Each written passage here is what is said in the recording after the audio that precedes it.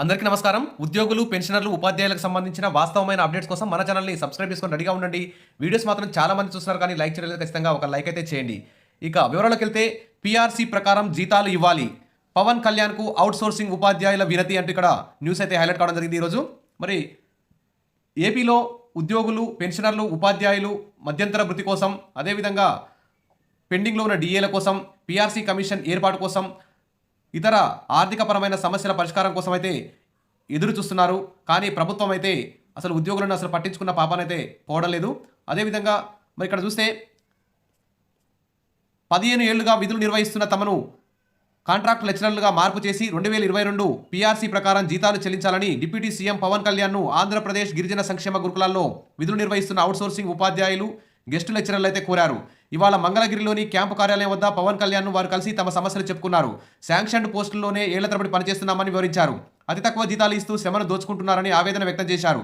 ఈ సమస్యపై deputy CM Pawan Kalyan సానుకూలంగా స్పందించారు. సమస్య పూర్తి పరిశీలన కోసం సంఘం నాయకులను ప్రత్యేకంగా పిలిచి మాట్లాడతామని చెప్పారు.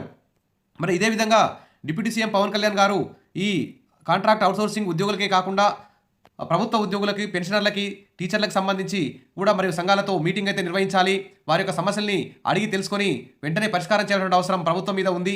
అదేవిధంగా అంగన్వాడీ టీచర్లు, ఆయాల సమస్యలు కూడా పరిష్కరించాలి. అందుకోసం అంగన్వాడీ యూనియన్లతో కూడా మరి ఏపీ ప్రభుత్వం చర్చలు జరిపి వారి సమస్యలన్నీ పరిష్కారం చేయాలి. ఎందుకంటే ద్రవ్యోల్బణం, ధరలు భారీ ఎత్తున పెరిగిపోతున్నాయి.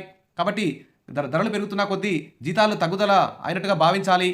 కాబట్టి వెంటనే ప్రతి 6 నెలలకోసారి డిఏలు, ప్రతి 5 ఏళ్లకోసారి పీఆర్సీ అయితే మంజూరు చేయాలి ప్రతి ఉద్యోగికి. ఎందుకంటే ఫస్ట్ బడ్జెట్లో ఉద్యోగుల జీతభత్యాలకు సంబంధించి, ఇతర సౌకర్యాలకు సంబంధించిన బడ్జెట్ మొత్తం పక్కకు కేటాయించిన తర్వాత మిగిలిన డబ్బుతో ఇతర సంక్షేమ పథకాలకి బడ్జెట్లో కేటాయింపులు అయితే జరపాలి. కాబట్టి ప్రభుత్వం నెక్స్ట్ బడ్జెట్ నుంచి అయినా ఈ విధమైన చర్య తీసుకోవాలని చెప్పి ఆశిద్దాం. Wish all the best. మరిన్ని అప్డేట్స్ కోసం మన ఛానల్ని ఫాలో అవుతుండండి. వీడియోస్ అయితే లైక్ చేయండి. Thank you.